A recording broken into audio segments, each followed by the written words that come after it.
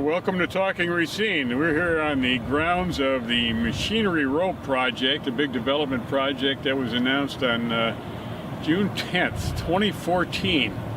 The entire project, at a cost of about $65 million, was to have been completed by now. In fact, it was scheduled to be completed about a year ago.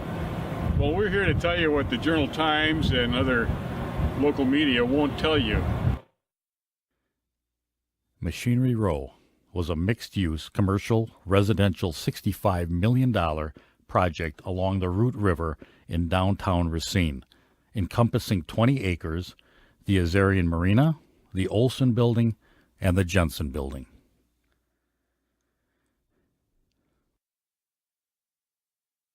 Mayor John Dickert, State Representative Corey Mason, Speaker of the Assembly Robin Voss, and Jim Ladwick, Racine County Executive, praised the development and financial district properties. Robin Voss, Governor Scott Walker were instrumental in issuing $9 million in Wisconsin tax credits to Machinery Row and financial district properties.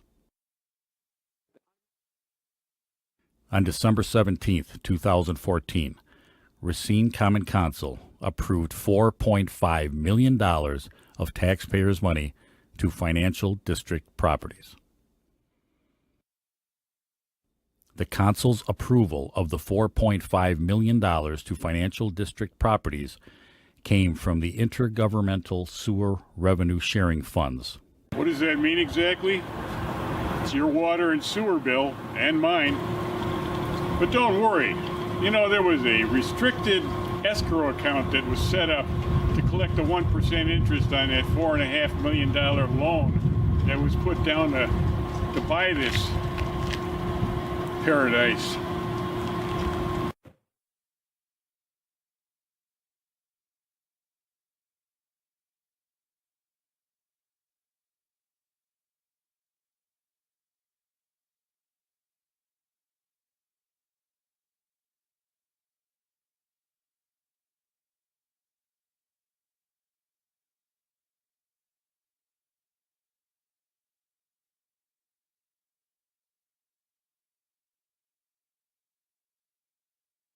Now this is where the story takes a turn. You know, the $4.5 million that was scheduled to buy this property somehow got deterred just a little bit by the tune of 10%.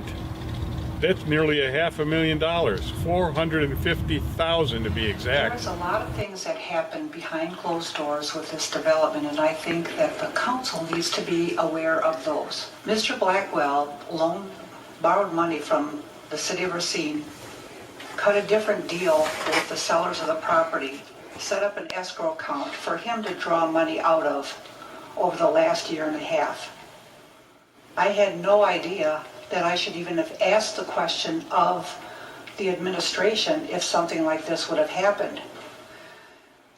When this came to light, this is where, you know, the city administrator kept saying to us, the council, well, he's paying his interest payments. He paid his interest payments with money that he took from the sellers that he renegotiated after we loaned him the $4.5 million. So in essence, we are paying that because we loaned him that money. Got aldermen that agreed to loan $4.5 million. You've got sellers who sell for $450,000 less than what was agreed upon. Right. So if Jim and Ken own property, and you and I, me being the city, and you being Rodney Blackwell or any developer, decide that together we're going to develop something on their property, okay? I lend you the money. Specifically, I lend you $4.5 million to pay these guys for the property that's going to be used. Right. Okay, so you get the money, and then what do? You go and you talk to them, and you say, well, you know, I got $4.5 million to buy you guys property, but I think I'd like to buy it for $4,100,000.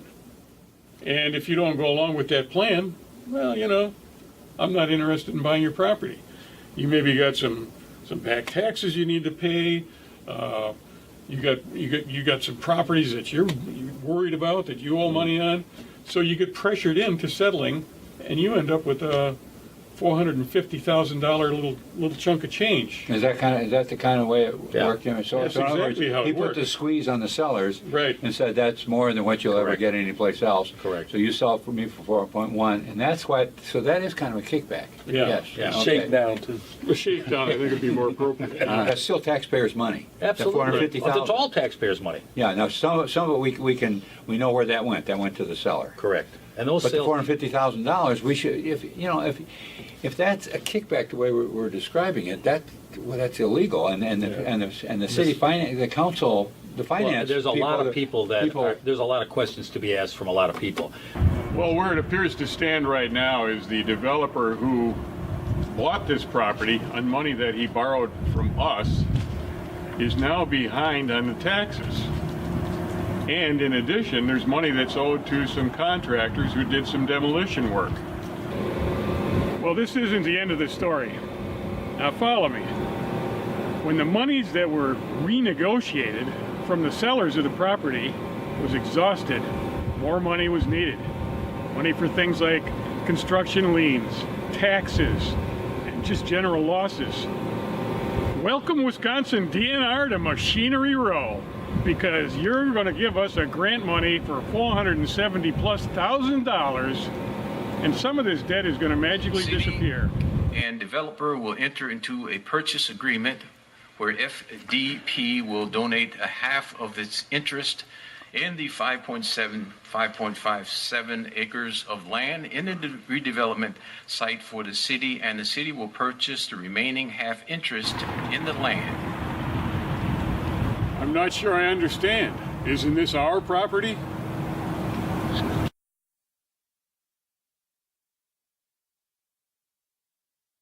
In regards to the purchase of the property that we will be purchasing with the Knowles Nelson Grant, if come December 15th, the developer has not secured whatever it is he's going to secure, when we get that property, when we become owners of that, would we become owners of the property we're about to buy regardless?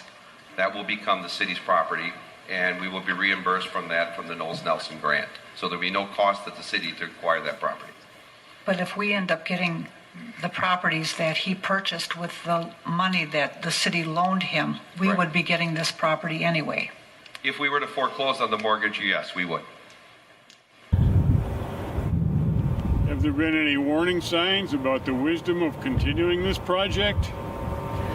But I'm also afraid if we continue to put our skin in this game, in a game in which he has no skin except ours in, the end result is going to be the same, only we're going to have more invested, just like they did in Waterloo, which required them to invest even more. And I think it's just time we stop. Thank you. My questions for the city administrator. I had asked the question, I had not yet gotten an answer as to how much Rodney Blackwell had been paid in project management fees over the last year and a half out of that escrow account. Out of the escrow account that he set up with the sale of the property, Correct. I don't have that information exactly.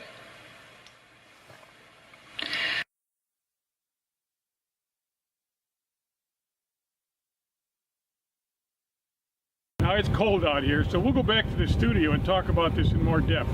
Hang on and watch the next episode of Talking Racine. It's going to be a Lulu.